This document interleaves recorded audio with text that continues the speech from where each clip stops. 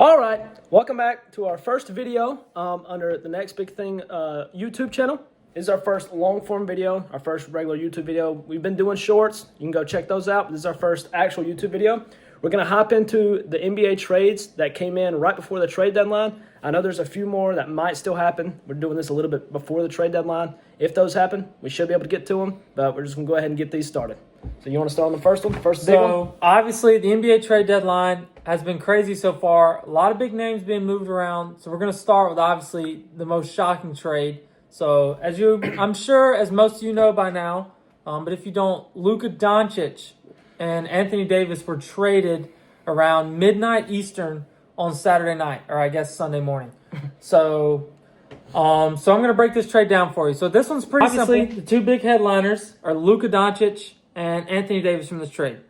So Luka Doncic is going to the Lakers. Anthony Davis is coming to the Mavericks. Also in this deal, the Lakers receive Maxi Kleber and Markieff Morris, and the Mavericks receive a 2029 first-round pick from the Lakers, and then they also receive Max Christie in the deal. And then Utah is also sprinkled into this deal, and they receive Jalen Hood-Schifino, which we'll talk about him some, and all the other guys involved, and then 2 second-round picks. So got a lot to cover there, a lot going on. Yeah, a lot to break down.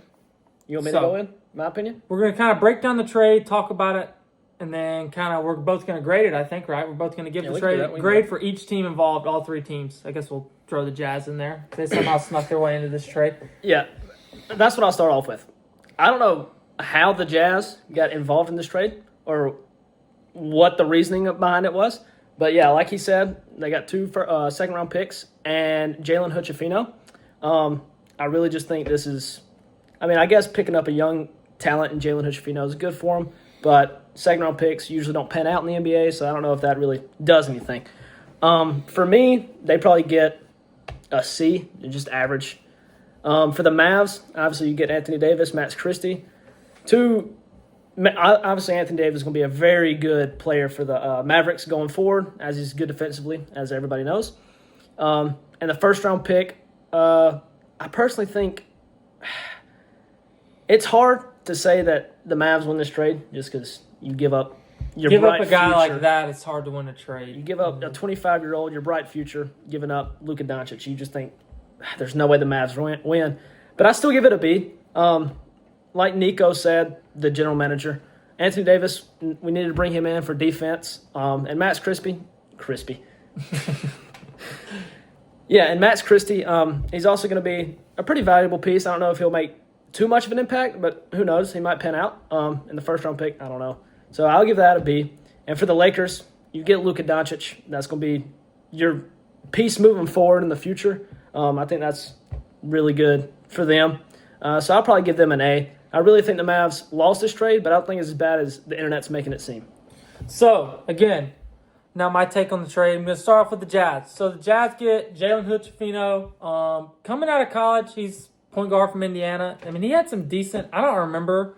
I'm pretty sure he was a second-round pick. He was decently, he was a decent prospect. He wasn't supposed to, be anything. He wasn't a highly touted prospect or anything like that, but he had a little bit of hype coming out of Indiana because he had a really good end to his freshman season, so he's still really young. He's only a second-year guy. And he was one and done in college, so he's still 20, 21 years old. So he's still got a lot of time. So with the Jazz, kind of what Slade said, it's a low risk, maybe high reward type get. They didn't really have to give up anything to get him. All they had to do was send $55,000 to each team just because of some weird NBA rule they have with trades. But then obviously you got the second round picks, one from Dallas, their 2025 second round pick, one from the Clippers, their 2025 second round pick. And again, kind of like Slade said, second round picks, it's not that bad in the Jazz's case because they didn't have to give up anything to get it. But second-round picks, sparingly do you get, an all-star or anything like that. But maybe you can draft, especially in a team's position like the Jazz, maybe you can draft some good depth. So overall, I'll give it a B from the Jazz just because, again, it's all low risk, high reward type stuff just because, again, gave up $110,000 for this is what they gave up on their end. So now to the Mavericks. So, like Slade said, you get Anthony Davis, who's probably the second best interior defender in the NBA behind Wemby. You get Max Christie, who currently has 10 points at the half as we film this video for the Mavs in his debut. So there we go. And then you get a first-round pick in 2029.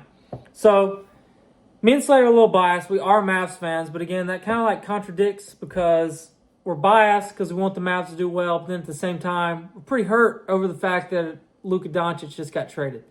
But looking at it, one of the things that, and me and Slater were talking about this earlier off camera about the trade is like the fact that Nico, and I'm sure you've heard, if you haven't heard the news, reports are coming out that Nico only reached out to one team and one team only about the Luka Doncic trade. You know, as a fan, that's something like, I mean, there's teams that were probably willing to give up 5 or 6 first for a guy like Doncic. I mean, as well as a good willing, player. I mean, you could get a solid player, a solid rotational piece, maybe a good wing defender. I mean, you can never have too many 3-and-D guys. Get a solid 3-and-D guy and maybe another good player and then like tons of first-round picks. But I think what Nico signified by this move is that he's not playing for the future. He's playing for right now. He got a guy who's probably a top 10 player on the planet, maybe the best defender on the planet, who fits in well with a guy like Kyrie and the other guys that we have. But it's still just, I don't know. And then you got a first-round pick in 2029. The Lakers now, that's one of those weird areas where like it's probably too far out in the future to know for sure, but you got to think that the Lakers, as long as they have Doncic, are going to be pretty formidable, especially they're going to try to put pieces around him. So that 2029 first-round pick doesn't look great. Doesn't look like it's going to be a lottery pick or anything like that. That's for sure. But you never know. I mean, you never know what can happen in a season. You know, there could be injuries. There could be anything. But overall for the Mavs, I'm going to give it like a C-. I just don't like giving up a guy. I mean, obviously, nobody likes. I mean, you hear all the rumors flying around about the weight and like whatever reason. Like, I don't think anybody actually knows why this trade went down except Nico Harrison, and that's just the truth. Like, we've talked about it a lot, trying to figure out what he was thinking, and like I see a little bit of what he was thinking with. I mean, a guy like Anthony Davis, but still, it's just, in my opinion, you can't make that trade, but they did. So now, as fans, look forward the best we can, try to dissect it. But I give it around a C-. I really hope the Mavs go out and add another piece, which we'll talk about that a little bit later. Let's sign up some other trade rumor stuff. But now into the Lakers. So obviously the Lakers get Luka, who, I mean, in my opinion, probably the second best player on the planet. If you told me, in your opinion, he was the first best player on the planet, I'm not going to sit here and argue with you. We're talking like generational talent. Maxi Kleba, who's hurt for the rest of the year, and then Markieff Morris, who just a depth piece, kind of like salary dump for the Mavs. But you get Luka, and that's the most important thing, and that's what we're talking about here. That's what whole world's talking about. You get your future, like Slade said, for the next 10 years. You know, LeBron is 1 foot out the door because, 40 years old, can't play forever, or maybe he can. I don't know. Seems like it. So, but it's kind of like one of those things where everybody, like, already with the Lakers is like, future kind of seems uncertain. They're not really in win now mode. They're kind of just letting LeBron coast out, just kind of like having a formidable team around him, but they don't really seem like they're trying to win a championship. Then they go out and make a move like this. Now you're set up with a first-team All-NBA guy for the next 10 years or so, and it just completely flips the path that the Lakers were on, and, they just fell into their lap. I mean, the Mavs basically like handed into him in a lot of ways. Like, I know you give up Anthony Davis, but like he's 6 years older, so it's like, so the Lakers are going to get an A for me. Like, obviously it's like, you never know, like the health concerns and all that stuff with Luka. Like, we're Mavs fans. Luka has had a little bit of injuries, like, but it's never been anything to where like, I would say that like, would you ever have considered him like a crazy injury riddled guy? Like, he'll miss some games here and there. He'll get those little, like, the ankle calf, sprains. He'll roll calf an ankle. strain. He's had some I think it says his 4th calf injury in the past 3 seasons where he's missing time. This is the only one that's really caused extensive time. He'll be out for like a week or something, but he'll never be out more than like a month usually. And it's a guy, he did almost miss a playoff series a couple years ago against Utah, which, like, obviously missing playoff series is a big concern. But on the other hand, he's been really healthy the past couple years, but Anthony Davis has his own injury concerns. So in a lot of ways, like, a lot of people are saying that they think this trade makes the Mavs better right now. I don't know if I buy that. I don't know if taking a player like Luka, even though they have different strengths, I think is what obviously is Luka is not. I mean, he's a terrible defender. Let's just call it like it is. Let's just be honest. Like, just go back and watch To be quite honest with you, sometimes he's a little bit of a lazy defender, and but Anthony Davis is the opposite. But still, I mean, Luka. That's one of the things with Mavs fans that we've always just kind of been able to like. He gets ridiculed by it a lot, like kind of from the outside. But a lot of his Mavs fans, we've just kind of like accepted that as what it is because he's transcendent on the offensive side of the ball. Like he's that good. So I'm gonna give the Lakers A on this trade, Mavs C minus, and then Jazz get a B. That's what I'm going with. Yeah, and like Jacob said earlier, it really just sucks from our perspective. It sucks that the Mavs didn't reach out to anybody else. It's kind of like we handcuffed ourselves to the Lakers, which I understand. You have like certain people you want to go after, such as Anthony Davis, but I don't know. I just feel like there was other options you could have had. Like at least reach out and see what happens, but then it might get back to Luka. He might get upset. So I mean. That's another both ways. Weird thing that we didn't talk about yet is like just how in the dark this trade was done. Like I get that it like had to be done like that in a certain ways, but the fact that like I don't know if I buy like I mean if you watch you made this point earlier. I brought up the point that like I don't know how J Kidd couldn't have been in on it. Like how like leaving that to a head coach, and you can go into the point you kind of made about J Kidd's press conference. J Kidd was just sitting there. Nico was sitting there talking about how he knows J Kidd has his back and. Follows him through everything, like agrees with him on most things, and was kind of speaking for J Kidd as if Jason Kidd agreed with the trade, no matter what. Like he didn't have to even ask J Kidd if he liked the trade, and that he would kind of agree with it. And J Kidd was just sitting there like this, like so not interested. And I don't know. Body language on J Kidd wasn't great during the press conference. It was pretty like. I mean, I don't want to like. Obviously, I'm not Jason Kidd. I don't know what Jason Kidd's thinking. He didn't seem happy for, I mean, going with a simple word there. He definitely didn't seem thrilled, which, obviously, like, we're not in the locker room. I don't know what, it just feels like there was something going on behind the scenes more than, Luka's gained a little weight since he got injured, you know? And it's like, I don't know, whether it's like there was a whole another thing that came out with, like, supposedly Luka had some of his guys that may have been his own trainers who were in the building, and supposedly the Mavs made him get rid of those this year and brought in different guys.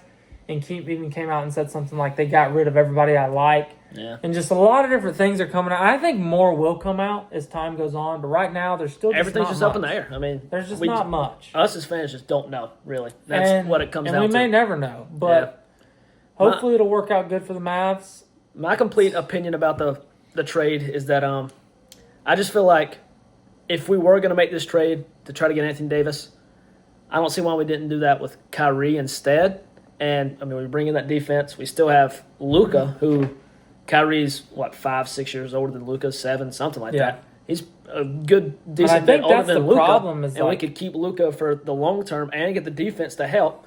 And then, I mean, it's just. I think that's Nico's thing is like you're just not going to get a guy like AD unless you trade a guy. That's like true, Luka. but maybe we don't get Max Christie or the first round pick. And we that's give up why, those like, guys. that's the thing. That's why, like, I think that, like. I don't think it was a thing of like, it's either Kyrie or Luka. Like, I don't think it was like the Mavs felt like they needed to move off one of their guards. Yeah. I think it was a Luka issue. I think that for that's fair reasons we probably don't know. Like, I know some stuff has came out, but I still think it's deeper. That Nico wanted to get off of Luka. Nico didn't want to pay Luka $345 million this summer, and they moved off of it. And that's just kind of what it was. And they'll probably pay Kyrie this summer.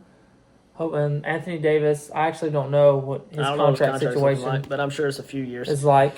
So hopefully he's I think he's under control for the next couple of years. So like they'll run it back and then maybe add a couple more pieces but it just boils down to, for whatever reason, like guys that were in the building every day didn't feel comfortable giving Luka 5 years that Supermax contract. And as fans, we just have to sit back and watch and just let it happen. But now getting into the other trade that the Mavericks have made. It just came out today, actually, right before, I think it was like 4 or 5 hours before. Around midday today. The Mavs and the 76ers played. They actually played tonight. The 76ers got Quentin Grimes, which is a restricted free agent at the end of this year, and a second-round pick in 2025 from us. And the Mavericks got Caleb Martin, which he's under contract for 3 years, and it's, 3 years control with 4 years, $35 million a year. So yeah, I can let you jump into that. Okay, so looking at this trade, initially you're probably thinking the same thing I thought when I saw it. whoa, this doesn't look like a good deal. In my opinion, Quentin Grimes is better. Kind of the thing we talked about until we looked into it. Quentin Grimes is a better player than Caleb Martin. What are we doing? Not saying that it's a huge gap, but in our opinion, watching both players play, maybe you have a different opinion. But a lot of what I've seen is the general consensus is Quentin Grimes is a better player than Caleb Martin. I believe that too, but I'm going to talk about the trade for a little bit. So like Slade said, breaking it down, Quentin Grimes is a restricted free agent at the end of the year. He's probably set to make a decent amount of money. He's had a good year. He shot the ball really well. He's a good wing defender. Caleb Martin is under contract, 4 years, $35 million. Really cheap deal, really similar player to Grimes, and he has 3 years of control left after this year for cheap. So basically the Mavs, their thought process here is to get a cheaper player with maybe not as high of upside, but a similar player for cheaper, have him under control to kind of do the same things that Grimes does with control and obviously less money. And the 76ers, I think their thought process is maybe they just wanted to get out from that Caleb Martin contract, even though it's not a ton of money. And then also, they just have the 76ers are an older roster. Maybe you bring in a guy like Grimes. Maybe they sign him over the offseason. Just kind of adding, I think like what their thought process is maybe like a younger spark. Caleb Martin's 29 years old. I believe Grimes is around 24, 25. So there's like a 4 or 5 year age gap there. A little higher upside. Like I think Grimes can get better too. Like I know he's been in the league for probably 4 or 5 years now, but I do think Grimes is a good player. I think Martin is a serviceable player. He's experienced. He has playoff experience. He can defend. So I think that's what the Mavs, it's a money thing with the Mavs here. And overall, I'm going to give both teams a B with this trade. I think it works out well for both sides. So I'm going to give both teams a B on this trade. Yeah, as you said, not that it's like an irrelevant trade, but it feels like both teams It's like a lateral move. Kind of won. It's Yeah, a lateral move. I don't think it makes either team better. I don't think it makes either team worse. Honestly, my opinion as to why this trade was made is because in the trade we made with the Lakers, we gave up Kleba and Markieff Morris, which is like Markieff Morris didn't really play much, but those are two rotational pieces down low that we could use. Quentin Grimes is not going to fill that role. I just think we had too much guard help and guard depth, and so we go out and get Caleb Martin, try to help down low, help on the wing. A little more size in Grimes. Yeah, a little more you size. see what I'm saying? By a few inches. Yeah. Yeah. I just feel like that was kind of to make up for giving up Kleba in the Lakers trade on Sunday. So, like you said, you give it both a B. I'll give the 76ers a B and the Mavs a B plus, just because we know we have him under control, and like if we want to move off of him, we can. That's trade why him. I like the deal. I like the idea that we have him for 3 years, whereas Grimes more than likely was going to walk. But they're very in the comparable, offseason. like players have like as far as what they're going to impact on the court, like how much impact they're going to have on the game. They're not going to be one's going to be so much better than the other. I think another really good point to bring up with this trade that we didn't talk about is I think the addition of Max Christie on Saturday for the Mavericks. Max Christie and Quentin Grimes are very similar players, both really good wing defenders. Max Christie, not as good as a jump shooter yet as Quentin Grimes is, but that's coming. He's really young. He's really young. He's gonna be. I think Max Christie is gonna be a really good player for the Mavericks. I think as far as his depth piece, as far as like he's a starter in this league. He's a really good player. I think he could easily be better. He took than a Quentin huge Grimes, leap so. with probably has more upside than Grimes, but I think that has a lot to do with it. Like you said, is they just really didn't need Grimes anymore, and he was probably going to walk anyways. But you bring in a guy that's not going to walk. He's here. You know, we can even move on from him in the future if we want to. Yeah. So you bring in just more control. You bring in Max Christie at the guard play or like the wing play, and you also still got Najee Marshall. You got Jaden Hardy if you need him. You got Spencer Dinwiddie, and if you still have Quentin Grimes, that's just Grimes five pieces that are very like you can slide them all in there.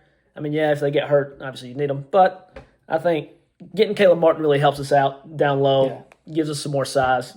Maybe fill in for PJ Washington if he gets hurt or if he's sitting the bench. So, yeah. Grimes is a guy on the last year of his rookie contract. You bring in Christie, who's on his rookie contract, and then you get another guy who's making like, less than $10 million. Less than $10 million a year. Million, yeah. Not far-fetched from a rookie contract from a lot of dudes. So, It's just a money thing. It's just a control thing. And so overall, I think it's a better move for the Mavericks than it looks like on the surface. Yeah, as a Mavs fan, I'm happy with the trade. So we'll jump into the next one. All right, so now we're breaking down the last headliner trade. This is the Zach LaVine, De'Aaron Fox trade. So there's a lot going on here. We're going to break it down. So the Kings get Zach LaVine. That's the big piece they get back. City Sissoko, a first-round pick from 2025, lottery protected, which we'll talk about in a little bit from the Hornets. First-round 2027 pick from the Spurs. 2031 first-round pick from Minnesota. And 3 second-round picks from Chicago, Denver, and Sacramento, respectively. And then the Spurs get De'Aaron Fox and Jordan McLaughlin. And the Bulls get Kevin Huerter, Trey Jones, Zach Collins, and a first-round pick. They get their first-round pick back that they traded in the past. All right, so this is a lot going on, like he said, so just breaking it down. I'll start with the Bulls just because I feel like they got the worst end of the stick in the whole trade. Bad deal. They got Kevin Huerter, like he said.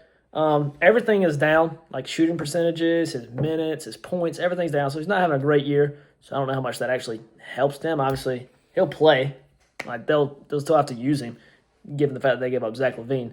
But I don't know how much of an impact he'll actually make on the court. Trey Jones, his minutes are also down. So Chris Paul edition. Yeah.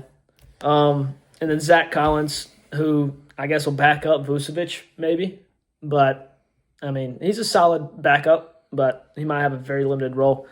For the Bulls, I just think, like I said earlier, they got the short end of the stick. They didn't get a big name back. But I don't know. I mean, they gave up Zach LaVine. I guess I'll give the Bulls a C-. I'll give it a D+, actually. I was between the two. I'll give it a D+. The Kings, Zach LaVine, obviously, I think, great player. But how much is that, like, you get rid of De'Aaron, you put in Zach LaVine. Move in a lot of ways. Does that even help him, really? It's not even lateral, in my opinion. It's a little, especially... You're getting a little bit worse. Yeah. But, I don't know. But, like you said, they got a haul of first-round picks and a haul of second-round picks, so I guess that's really what they were in for. You pair Zach LaVine up with De'Aaron Fox again, just like they did at the Bulls. So, I mean, they got some connections. They know each other real well. They might be able to play better together. I don't know. But you're really just getting Vucevic out of that role, and you're putting Domantas Sabonis in that role at center. We'll see how it plays out. I'll give the Kings, I'll give them a B-, B- or a B. It's the hauls of the picks really helps out a lot, just because the future might be better for them. And then the Spurs get De'Aaron Fox and Jordan McLaughlin. Jordan McLaughlin hasn't played much this year, and he's a free agent after this year. But when he did play at Minnesota, I feel like he was a really solid backup. Like, he was a really good player. I thought, this guy's going to be a generational backup. I don't think he'd ever start, really, unless there was obviously injuries. But then you got the big dog, De'Aaron Fox. I think this really helps them out. I don't know how well him and Chris Paul will be able to mesh together. I don't know what that's going to look like. But, I mean, you put De'Aaron Fox, which is an all-star, possibly could be all-NBA, depending on how he plays. You put him beside Wemby, who is going to be, he might run this league in a few years for a while. So, yeah, I think they easily win that trade. I'll give the Spurs A, just because you're pairing him with Chris Paul. I don't know how that's going to look, but you're bringing in De'Aaron Fox. It ain't going to be a bad trade at all. So, yeah, you put him with Wemby. I think that's going to be a great move for them. All right, so like Slade, I'm going to start with the Bulls. So you bring in Kevin Huerter. That's just the Kings kind of moving off him. His numbers are way down this year, down to below 8 points per game. So he'll get to play. Maybe he can revive his career. He's getting paid pretty good money. Maybe he can revive his career, play good minutes, shoot the ball well, kind of get back in form. Trey Jones, just Spurs getting rid of him. You have Chris Paul, De'Aaron Fox. No room for Trey Jones. Zach Collins, again, was playing a very limited role, moving off of him. Then they get their first-round pick. That's pretty much the only decent thing that happened for the Bulls here, and it's a first-round pick that was originally theirs anyways. So I'm going to give the Bulls, I'm going to go D here. Because I also think LaVine's having a great year, and I just think that They just didn't really get much for a really good player. And then the Spurs, obviously you get De'Aaron Fox, Jordan McLaughlin. The Spurs are a team that everyone expected to make a move at the deadline. You got Wemby. They're surging this year. They took the next step. They have tons of draft capital. The Spurs probably aren't done. Maybe they are this year. But if we're in the future, don't be surprised if you see the Spurs make another splash deal. Tons of draft capital, like I said. And again, Jordan McLaughlin, like I said, bit of a non-factor. Was a good backup a couple years ago with Minnesota. Not playing many minutes this year. He's a free agent in 2025, so we'll kind of see. Probably not going to play many minutes. I mean, he's probably not going to play at all for San Antonio. It's called like it is with De'Aaron and Chris Paul. I mean, the Spurs got a lot of guard wing play too, so I don't know where he's going to fit in. With Vassell and all those guys. Yeah. So, but I'm going to give the Spurs an A here. I love the move. I don't think they had to give up a ton to get it. The only bad thing is De'Aaron will be a free agent this summer, but I think that the Spurs will be in position to re-sign him, assuming that, Chris Paul, good chance he retires, and assuming that him and Wemby mesh well together, which I don't see any reason why they shouldn't. I think it's going to be really fun to watch. Could be a future piece moving forward. I mean, who knows? 5 years down the road, 3 years down the road, we could see those dudes winning championships together. I think it was a terrific move by the Spurs in their front office. Now to the Kings, you get Zach LaVine. Kings, they've been like a play-in type team the past couple of years. It's probably going to stay that way this year with Zach LaVine. They'll be around the play-in level. Not a very high ceiling. Also, Zach LaVine is under contract in the next 2 years, and he's owed around $100 million. That's also probably a bit of a negative. City Sissoko, really young, was kind of like a late second-round pick anyways. So we'll kind of see. You never know. Low risk, high reward. So now this is where it gets interesting with your first-round pick. So they get the first round, Charlotte's 2025 first-round pick. That's lottery protected. If you don't know what that means, basically that means if Charlotte finishes in the lottery this year, which is the top 14 picks, which, breaking news, they will. They're horrible. I see that happening. Then that means that first-round pick turns into 2 second-round picks, one in 2026, one in 2027. So that first-round pick, not near as good as it looks on paper. The 2027 San Antonio first-round pick, assuming that Wembanyama's not going anywhere, and let's say De'Aaron Fox resigns, 2 years from now, the Spurs are probably going to be really good. Again, you never know. That doesn't look like it's going to be a very high-value first-round pick. Then the 2031 Minnesota, no clue. Could be the first pick. Could be the 30th pick. You don't know that many years down the road, but assuming Ant's still there, I mean, that one's probably. Then your 3 second-round picks, we won't talk about those. Those are just future second-round picks. Those are what they are. You never know. So I'm going to give the Kings, I'll probably give them a C. I don't love it, but De'Aaron probably wasn't going to re-sign there. So they had to move forward. And you do get a good player in Zach LaVine. Maybe you can go out and do something else in free agency. They got DeMar this summer, so we'll see how it pans out for them. Not horrible. Could have been worse, but I just think that the first-round picks they got are probably, like, as far as first-round picks go, kind of low value. So I don't love it, but I think that they were kind of had to move off De'Aaron if they didn't think he was coming back. So at least you do get a all-star level player back in LaVine. Yeah. So just to round it out, I feel like the Kings, I don't know, those first-round picks could be very good for them. They could be not good at all, so who knows how they'll be. But yeah, I think the Spurs are really just the next kind of Oklahoma City. I mean, you got all those starting picks. to look that way. You got a lot of young guys. I mean, you got Vassell, you got Keldon Johnson, you got Sohan, you got Wemby, you got De'Aaron Fox, you got Stephen Castle. You got all those guys, and you're bringing in De'Aaron Fox. If he wants to stay there, and he does stay there, as young as he is, he's going to be like a veteran presence type on that team, and like he's just hitting his prime, and he's still really young, and he's a terrific player. I think he's one of the more underrated guards in the league. Terrific player. I mean, if he stays there, and like you said, if him and Wemby mesh well, hopefully he'll get more media coverage in San Antonio playing with Wemby, so people can kind of see. Obviously, like big NBA fans know how good he is, and maybe the more casual fan doesn't know how great De'Aaron Fox is. Hopefully they'll get a chance to see that. I really hope he sticks in San Antonio and signs back. If him and Wemby mesh well, I think we're looking at the next, possibly the Nuggets. I mean, who knows? I think you got a good guard play, you got good center play, good defense all around, and great guys that like go in the middle of them. So I don't know. We'll see. You got guys like you said. You got guys that can score like Vassell. You got your kind of as far as role players go. You got your Devin Vassells, Keldon Johnson who can score the ball. You got Steven Castle, who maybe 2 years from now might be the best on-ball defender in the NBA. I think he's going to elevate his offensive game. Wembanyama, the best defender in the NBA. He could be averaging 30 2 years from now. And then you've got with like 4 or 5 blocks. De'Aaron, who can defend. He also can go get you 30 any night. It's just terrific trade for the Spurs, in my opinion. And what I'd seen, perfect fit. What I had seen going into this is that there were rumors that Steven Castle or Vassell would be the trade pieces to get De'Aaron Fox for the Spurs, and they didn't even have to give up anybody like that. I think that's really great by their GM to be able to pull that off. So from the Spurs. I think as a whole, these 3 trades really good, bad, in between. A few teams sprinkled in there that don't have that much of an impact, and then obviously as Mavs fans, we're kind of upset about it all. But we got to live with it. Hope for the best. Hopefully Anthony Davis is the best player from now on. If y'all like this, make sure to like, subscribe, comment, and check us out on TikTok at Next Big Thing Sports. Yeah, we post like trivia and other breaking news stuff on there as well. Thank y'all for watching. So long, guys.